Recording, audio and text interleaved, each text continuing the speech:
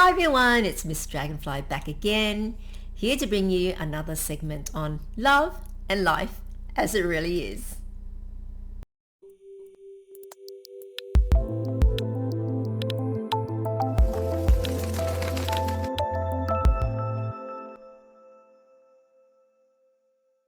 Should women be in politics? Now, I know this is going to be a very contentious, controversial topic, as it's going to invoke very strong emotions and passions. Everyone's got their view on this, and it's generally of a very strong nature. Should we be in politics?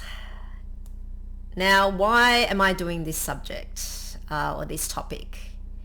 Now, this issue came up with me recently because we have had our now former state premier for New South Wales, Gladys Berejiklian, resign abruptly as she was the subject of a corruption inquiry. Now, it related to her using her position as premier to get funding for projects like a conservatorium for her secret boyfriend Darryl Maguire's electorate.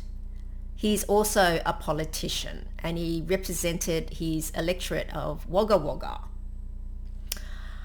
Also, he was corrupt, but she had turned a blind eye to it and did not report him. That was another of the issues that's been raised in the inquiry.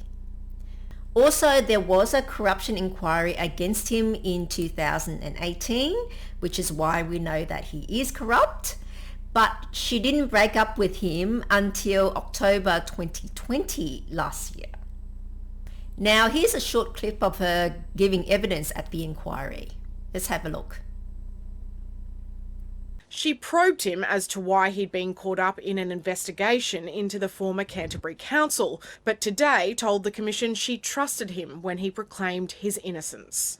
You ask the question of Mr Maguire, why is this Member of Parliament who doesn't represent the Inner West, so interested in the Inner West? I mean, I wasn't concerned that he'd done anything wrong because I believed him that he hadn't done anything wrong. I guess I was just curious as to how he was connected to all of this. Ms Berejiklian said no red flags had gone up when less than a year earlier he talked of making enough to pay off all his debts. Didn't it at least strike you as strange that a Member of Parliament would somehow be able to make the very large sum of $1.5 million as, in effect, a secondary employment job whilst being a Member of Parliament? I don't think I took it too seriously. You might not have known whether or not Mr Maguire was engaged in inappropriate or corrupt conduct, but you must have at least suspected that, having regard to that information. No, I don't think I would have paid it any attention. I don't even know if I listened properly. When questioned about her involvement in the approval of a grant in Darryl Maguire's electorate, Gladys Berejiklian said she didn't remember if she even considered declaring the relationship. The project would benefit the community, not her partner. But the former Premier did concede she's on sacking someone at her boyfriend's request. Well, I had, what's his name? Come and see me today. I can't stand that guy. His head will be gone soon. Not until he fixes my conservatorium. He's the only one who's come to do it. All right, good. Tell him to fix it, and then after he fixes it, I'm sacking him. She pointed out that the public servant still has their job. Gladys Berejiklian will continue giving evidence on Monday. Once she resigned, there was an outpouring of support for her, mainly from women giving her flowers and well-wishing messages and notices and that, and telling her that she still has their support and so forth and so forth. Well, the argument was that she was a woman and then she was blinded by love, which is more of an excuse than anything else. However, think about it. What if she was a man? Would he have been given the same treatment? The excuse being that he was blinded by love? Or would he have been condemned, as would more likely be the case? I think so. If we're going to hold everyone to the same standard, for equality's sake, let's just say, then it has to be the same for everyone. We cannot make excuses for politicians based on gender. Now the issue is, no matter how smart she is, if a woman's judgment can be compromised due to her emotions, then should women be in government? And I'm saying that as a woman myself. You see, when in government and positions of power, you cannot govern with your emotions. You cannot act based on your emotions. Women have a caring instinct and will do compromises and want everybody to get along. Why do we have to argue or fight? That sort of thing. Why can't everyone just get along? That sort of thing.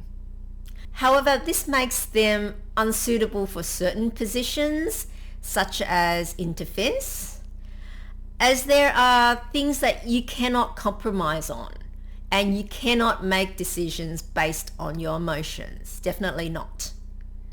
And that's why women have traditionally not been in those positions. It's also why there have been very few female defense ministers holding those positions around the world. Now, this is not to say women are not equal to men. Please do not bring that argument up. It's just that we are all different and we're all suited to different things. And every role has equal value. It's of equal importance in society and life. We should not try to turn women into men or pressure women to try to emulate men by pushing them into traditionally masculine roles. Okay, it's like we're making progress. We're trying for progress by pushing more women into certain roles and even putting out quotas for women, which I think is a bad idea and very patronizing myself. You can't make it on your own, so we're going to force them to have to choose you based on your sex, on your gender. Now, this also applies to the corporate world, but that's going to be a topic for another day's discussion, an entirely different topic whatsoever. So what do you think? Let me know your thoughts by leaving your comments below.